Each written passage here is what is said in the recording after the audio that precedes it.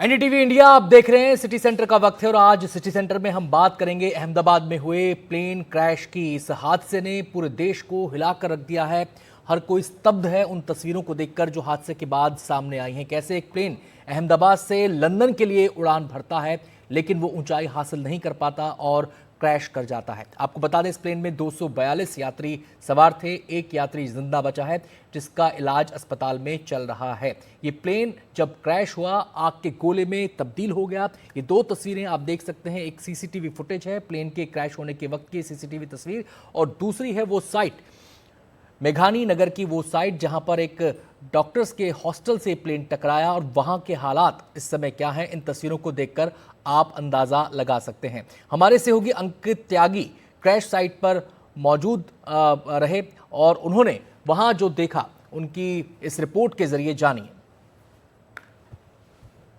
जहां मैं खड़ा हूं, अगर यहां पर इस वक्त भी और इस पूरे हादसे को हुए कई घंटे बीत चुके हैं, पर अगर आप यहां पर खड़े होंगे तो अभी भी आपको जो एविएशन फ्यूल होता है उसकी महक और उसके जलने की महक आपको दिखाया सुना। बिल्कुल यहाँ पर हवा में बहुत ज़्यादा है। पीछे मेरे आप ये एनडीआरएफ की पूरी टीम देख रहे हैं और बाकी बचाव और सुरक्षा दल के लोग देख रहे हैं।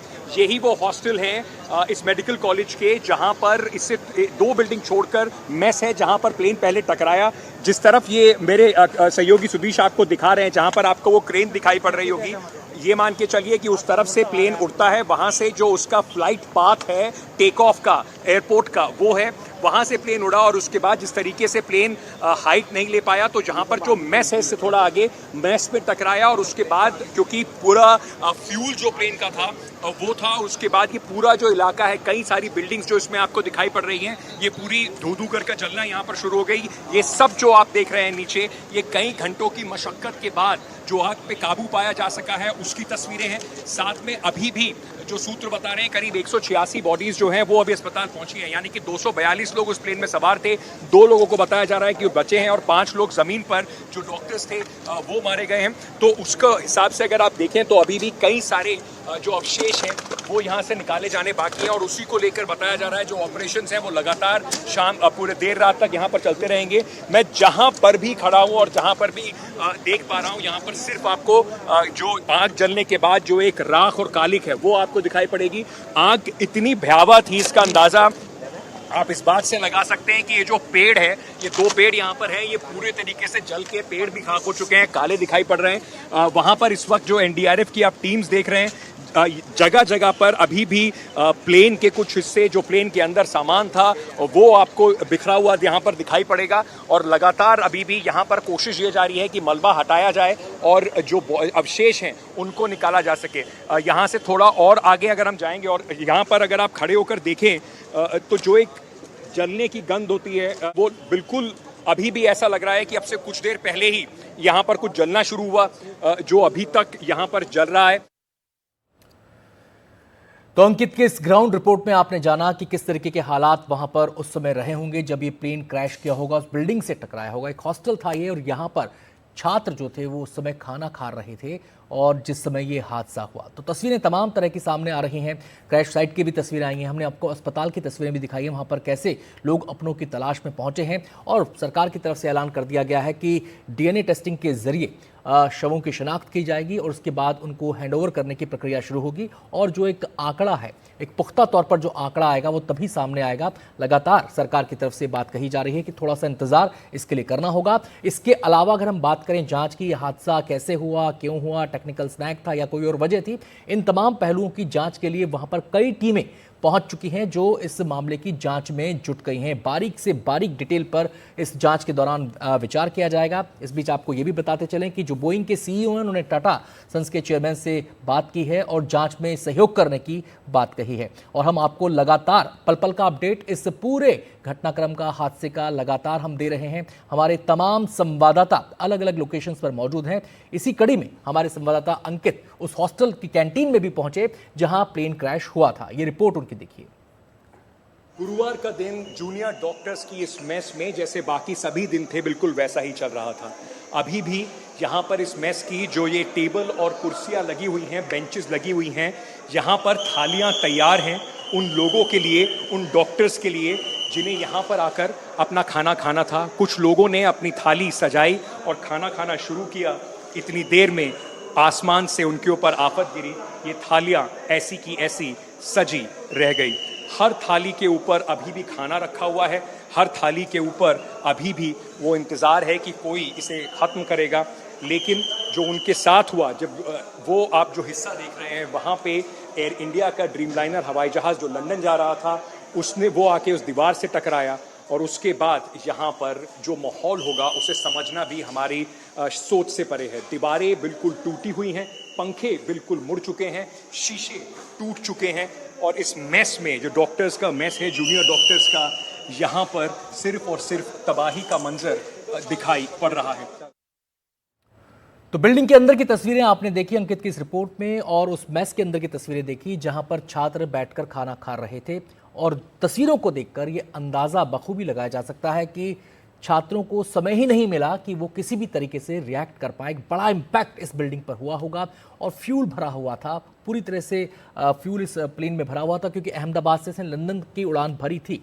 ऐसे में वो इम्पैक्ट, वो आग का गोला, वो जो वहाँ पर आग लगी होगी, उसका इम्पैक्ट कितना भयानक रहा होगा, इन तस्वीरों को देखकर अंदाज़ा लगाया जा सकता है। इस समय हम सीधे रुख करेंगे अहमदाबाद के सिविल हॉस्पिटल का, जहाँ पर मौजूद है हमारे सहयोगी अभिषेक अवस्थी, क्योंकि वहाँ पर भी काफ़ी गहमा गहमी है। जो लोग पहुँचे हैं अपनी परिजनों का हालचाल जानने के लिए, उनके बारे में जानकारी हासिल करने के लिए। अभिषेक, सबसे पहले तो आप यही दिखाएं कि वहाँ पर इस समय क्या हालात हैं, क्या इस समय वहाँ पर दिख रहा है, कितने लोग वहाँ पर पहुँचे हैं, उनको क्या जानकारी मिल पा रही है? जी, जाहिर तौर पर देखिए इस वक्त सिविल हॉस्पिटल के बाहर में मौजूद हूं और आप देख सकते हैं यहाँ पर जो माहौल है वो अपने आप में ही आपको बता देगा कि किस तरीके की यहाँ पर लोग अपने परिजनों के लिए आए हैं। कहीं ना कहीं उस आस लेकर कि कोई जिंदा बच जाए या कोई उनको मिल जाए, या इस तरीके से ये पूरा जो परिसर है सिविल हॉस्पिटल का आप देख सकते हैं। कहीं ना कहीं यहाँ पर स्वयं सेवक संस्था के लोग भी आए हैं, पानी, खाने की चीज़ें दे रहे हैं। साथ ही साथ जो माहौल है पूरा यहाँ पर एक तरीके से जो क्रैश साइट से, जैसे अभी भी कुछ समय पहले जब हम यहाँ पर थे तब हमने देखा कि वहाँ साइट से और बॉडीज को लेके आया जा रहा है। मतलब अभी भी जो राहत और बचाव का कार्य चल रहा है, वहाँ पर जो शवों को लाया जा रहा है वो लगातार यहाँ पर है। कहीं ना कहीं जो डीएनए सैंपलिंग की बात की है तो जहाँ तक समझ में आ रहा है कि वो भी रिलेटिव्स यहाँ पर कर पा रहे हैं, लेकिन उसको भी टाइम लगेगा। और अगर प्रशासन की बात करें तो जिस तरीके से केंद्रीय मंत्री अमित शाह ने भी कहा कि जब तक डीएनए सैंपलिंग पूरी तरह हो नहीं जाती और वो आंकड़े सामने नहीं आ जाते, तब तक ये बताना कि कितने मृत घोषित किए गए हैं उस पर सही नहीं होगा, उसके लिए समय जाएगा। और ये यहाँ पर इस तरीके का माहौल है। वहाँ पर कितने परिजन हैं जहाँ पर अपनों को जिन्होंने खोया है वो रो रहे हैं। इस तरीके का माहौल। आपके पास लौटेंगे, आप हमारे साथ बने रहिए। इस बीच एक तस्वीर हम दिखाना चाहते हैं अपने दर्शकों को, और ये उस वक्त की तस्वीर है जब केंद्रीय गृह मंत्री अमित शाह उस शख्स से मिलने पहुंचे जो इस हादसे में इकलौता सुरक्षित बचा है, यानी कि जिसकी जान बची है। इनका नाम है विश्वास कुमार रमेश।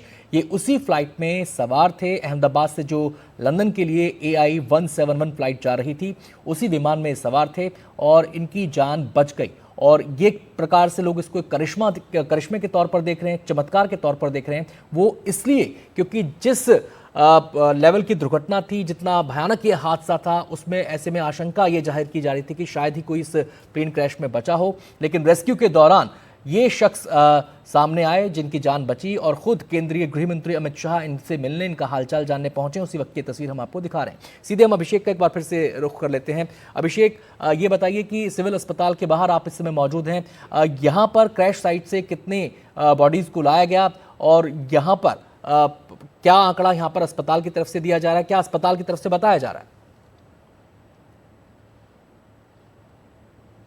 कुछ समय पहले ही डीन से बात करने की कोशिश कर रहे थे तो उन्होंने फिर एक बार यही कहा कि अभी आप रुक जाइए, हमारे पास अभी आपको बताने के लिए कुछ नहीं है, प्रक्रिया चल रही है, ऐसे में आप सहयोग करें। जिस तरीके का माहौल है यहाँ पर, कितने लोग, कितने परिजन यहाँ पर आए, कितने लोगों को ऑडिटोरियम में भी बिठाया गया है, सैंपलिंग चल रही है, लेकिन जो औपचारिक आंकड़ा है वो अभी हॉस्पिटल द्वारा जाहिर नहीं किया गया है। तो ऐसे में और समय जाएगा ऐसा बताया जा रहा है, क्योंकि जहां पर क्रैश हुआ है वहां से अभी भी शवों को लाया जा रहा है। कुछ मिनट पहले भी शव लाए गए और इसी तरीके की प्रक्रिया चल रही है। तो अगर वहां पर जब ऑपरेशन कंप्लीट घोषित किया जाएगा अभिषेक, तभी यहाँ पर कितने शव आए और आपके उसके बाद आपके कितनी DNA आसपास हम सैंपलिंग। बहुत सारे लोग देख रहे हैं। क्या ये वही लोग हैं जो अपने परिजनों की तलाश में यहाँ पर आए हैं, डीएनए सैंपल देने के लिए आए हैं? अगर कुछ लोगों से बातचीत हो सकती हो तो एक बार जरा बातचीत के जरिए उनसे जानिए कि क्या रिस्पांस अस्पताल की तरफ से आ रहा है, अस्पताल उन्हें क्या कह रहा है। जी, यहाँ पर जहाँ हम मौजूद है यहाँ पर तो परिजन नहीं है, क्योंकि यहाँ पर ये स्वयं सेवक संस्था के लोग हैं जो जहाँ पर जाना है, किस तरीके से जाना है, कौन कहाँ मिलेगा, इस तरीके के है। बाकी मीडिया कर्मी है, लेकिन अंदर एक जो ऑडिटोरियम है वहाँ पर परिजनों को बिठाया गया है और साथ ही साथ जो यहाँ के लोग हैं वो सब यहाँ पर आए हुए हैं मदद करने के लिए। काफी लोग यहाँ पर आए हुए हैं। अभिषेक, आपने बताया कि परिजन शायद और दूसरी तरफ हैं, आप अस्पताल के अंदर होंगे, वहाँ पर काफी गहमा गहमी होगी। इस समय जो लोग स्वयंसेवक वहाँ पर मौजूद हैं, जो रेस्क्यू में मदद कर रहे हैं, जो लोगों की अन्य तरीके से मदद कर रहे हैं, उनसे बातचीत करके बताइए कि क्या क्या किस तरीके से वो इस मदद को, इस रेस्क्यू को आगे बढ़ा रहे हैं। जी, कोशिश करते हैं किस तरीके का आयोजन कर रहे हैं। आप लोग स्वयं सेवक यहाँ पर खुद उपस्थित हैं, एक तरीके से परिजनों को रास्ता बता रहे हैं। क्या कहेंगे, क्या कहना चाहते हैं कि कितनी बड़ी दुर्घटना हुई और आप लोग यहाँ पर लगातार मदद कर रहे हैं लोगों की? यहाँ पे जो दुर्घटना हुई उसके लिए राष्ट्रीय स्वयं सेवक संघ के द्वारा काफ़ी सारी सेवाएं यहाँ पे उपलब्ध करवा गई है। उसमें जो हम खाना खिला रहे हैं लोगों को, जहाँ पे जो उनको कहाँ डिपार्टमेंट में जाना है, कहाँ से वो उनकी व्यवस्था है, रुकने के लिए क्या व्यवस्था है, सब कुछ हम यहाँ से उनको गाइड कर रहे हैं। वही कितने परेशान लोग आ रहे हैं इस आशा में कि कोई तो उनका जिंदा बच जाए या किस तरीके से आ जाए। ऐसे में संतुलन खो जाता है, गुस्सा कर देते हैं लोग। फिर भी आप लोग डटे हुए हैं, एक तरीके से उनको समझा रहे हैं और सही रास्ता दिखा रहे हैं। हम कब से देख रहे हैं आपको, पानी पिलाया जा रहा है, खाना खिलाया जा रहा है, क्या कहेंगे? हाँ, मतलब बहुत सारी, हमारे अलावा भी बहुत सारी संस्थाएं जो आई हुई यहाँ पे जो सेवा के लिए है, खाना पानी। और यहाँ पे सबसे ज़्यादा तो जो सब्जी वाले लोग थे उनका जो देहांत हुआ तो उनके लिए भी सब लोग सहायता कर रहे हैं। हमने अक्सर देखा है कि राष्ट्रीय सेवक संघ हर बार ऐसी परिस्थितियों में खड़ा होता है और एक तरीके से राह भी दिखाता है, मदद भी करता है। आप लोग यहाँ डटे हुए हैं और कहीं ना कहीं पूरी रात यहाँ पर रहेंगे। किस तरीके की सेवा की जा रही है? यहाँ पे हमारे पूरे कैंपस में, सिविल कैंपस में तकरीबन 500 से 700 स्वयंसेवक दोपहर 2 बजे से, जब से घटना हुई तब से हमारे संघ में से जब भी सूचना मिली कि सबको पहुँचना है, तब से 2 बजे से करीबन 500 से 700 स्वयंसेवक खड़े हुए हैं। अभी 10 बजे के बाद एक दूसरा शिफ्ट जो सुबह से जो खड़े थे स्वयंसेवक, उनको जी आते हैं अभिषेक आपके पास। इस बीच एक बड़ी खबर आ रही है, उस खबर को पहले अपने दर्शकों को बता देते हैं। प्लेन क्रैश पर डोनाल्ड ट्रंप, अमेरिकी राष्ट्रपति डोनाल्ड ट्रंप का बयान आया है। उन्होंने कहा है कि भारत में हुआ विमान हादसा भयानक था। ये बात ट्रंप ने कही है। भारत को मदद की पेशकश भी राष्ट्रपति डोनाल्ड ट्रंप ने की है। भारत ताकतवर देश है, वो इससे निपट लेंगे, ट्रंप ने ये बात कही है। प्लेन क्रैश पर डोनाल्ड ट्रंप का ये बयान, क्या कहा उन्होंने, सुनवाते हैं आप।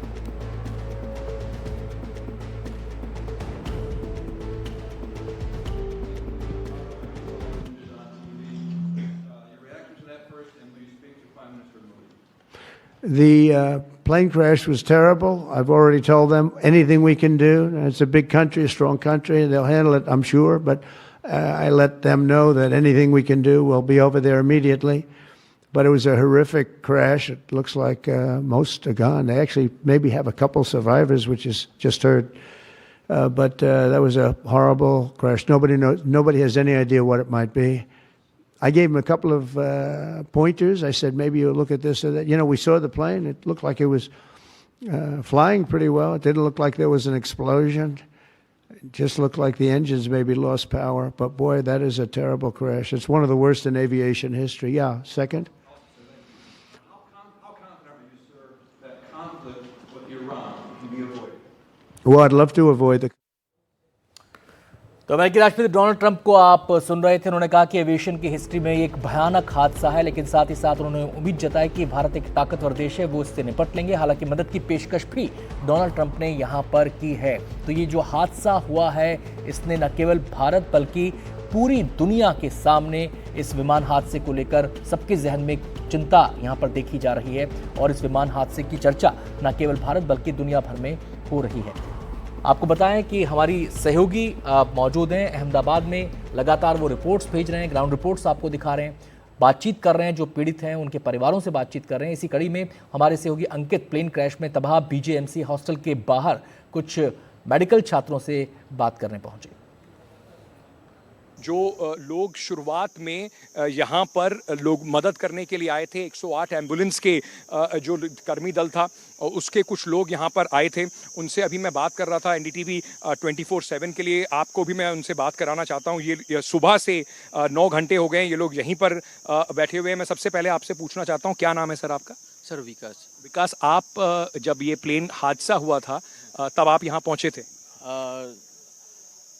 5-7 मिनट में हम पहुंच गए थे, क्योंकि चामुंडा ब्रिज की गाड़ी थी वहाँ से, तो 5-7 मिनट में यहाँ पे पहुंच गए थे। 5-7 मिनट में आप लोग प्लेन हादसे के बाद यहाँ पहुंच गए थे। आप लोग उन बिल्डिंग्स की तरफ थे जहाँ पर आग लगी हुई थी? हाँ, वहाँ पे आ गए थे आगे जो और 2 जन को लिया था यहाँ से। 2 लोगों को आप यहाँ से एम्बुलेंस में लेके गए, जिंदा थे? डॉक्टर्स थे वो? और डॉक्टर्स थे, यानी कि जमीन पर जो हाँ। लोग थे वो- और एक का नाम बोल रहे थे भास्कर। हाँ। भास्कर बोल रहे थे। दूसरे का नाम आपने वो बोल नहीं रहा था, क्योंकि जला हुआ था ना, तो बोल नहीं रह सकता था। कि क्या हालत थी उन लोगों की? सर पूरा ब्लैक हो गए थे, पूरा ब्लैक। सर पहचान भी नहीं सकते थे कि कौन है कौन है, पर वो बोल रहे थे मैं डॉक्टर हूँ। हाँ, दोनों उनको लेकर आप हॉस्पिटल गए? कौन से हॉस्पिटल में छोड़ा आपने? सिविल हॉस्पिटल, हाँ सिविल हॉस्पिटल में छोड़ दिया उसके बाद आप वापस आए यहाँ पर? वापस आए और शायद बाद में आके 7-8 बॉडी को हम ले गए थे यहाँ से। 7-8 बॉडीज आप यहाँ से लेके गए? हाँ, बहुत बुरी हालत में थी बॉडी? बुरी सर, बुरी हालत है, बहुत खराब हालत थी, पहचान भी नहीं सकते थे, ऐसी हालत थी। पर आप लोगों ने उस समय हिम्मत करी, आप लोगों ने यहाँ से लोगों को निकाला? वो तो हमारी सेवा ही है, और हमारा स्टाफ भी साथ में आ गया था, मिलन सर और पीएम सर, पाजी सर, सब आ गए थे यहाँ पे। उसके बाद से लगातार आप लोगों की टीम यहाँ पर काम कर रही है? पूरी टीम यहाँ पे काम कर रही थी। मेरे हिसाब से 50 गाड़ी तो यहाँ पे आ गई थी। और उस समय आग लगी पूरे में हुई होगी तो बहुत गर्म होगा, बहुत हालात बहुत बुरे। हम पूरे वो जो बोल रहे हैं ना धुआं, हाँ। ज़्यादा गर्मावा लगता था यहाँ पे, बहुत हालत खराब। बहुत बहुत शुक्रिया अपने काम के लिए और बहुत बहुत शुक्रिया हमसे बात करने के लिए। Thank you so much.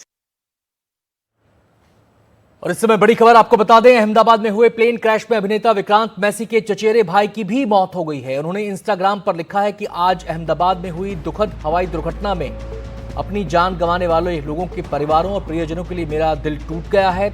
ये जानकर और भी दुख हुआ कि मेरे चाचा क्लिफोर्ड कुंदर ने अपने बेटे क्लाइव कुंदर को खो दिया, जो उस दुर्भाग्यपूर्ण उड़ान पर काम करने वाले अधिकारी थे। भगवान आपको और आपके परिवार को और भी प्रभावितों को भी शक्ति दे।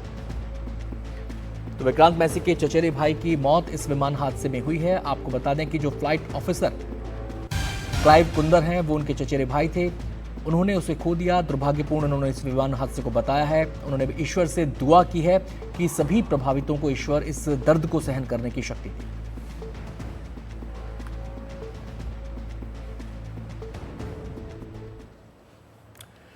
एक और बड़ी खबर आपको बता दें, एयरक्राफ्ट इन्वेस्टिगेशन ब्यूरो ने जांच शुरू कर दी है। हाई लेवल कमेटी बनाएंगे, ये कहा है नागरिक उड्डयन मंत्रालय ने। उड़ान को और सुरक्षित बनाने की पहल की जाएगी, ये उनकी तरफ से कहा गया है और नागरिक उड्डयन मंत्री ने ट्वीट करके ये जानकारी दी है। तो इस विमान हादसे के बाद तमाम सवाल उठ रहे हैं। सीधे हम रुख करेंगे, हमारी सहयोगी मनोज्ञा हमारे साथ जुड़ गई हैं और जानकारी देने के लिए। मनोज्ञा, समिति बनाने की बात हो रही है, क्या डिटेल्स हैं?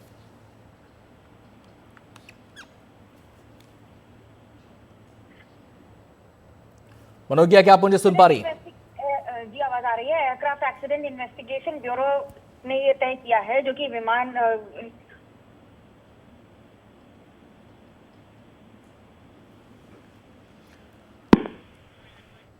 लगता है मनोज्ञा से हमारा संपर्क टूट गया है। जैसे ही स्थापित होगा उनसे हम फिर से बातचीत करने की कोशिश करेंगे। तो सबकी बड़ी खबर यह है कि एयरक्राफ्ट इन्वेस्टिगेशन ब्यूरो ने जांच शुरू कर दी है। इसके अलावा इसी के साथ जुड़ी एक और खबर है, वो ये कि नागरिक उड्डयन मंत्रालय ने कहा है कि हाई लेवल कमेटी बनाई जाएगी।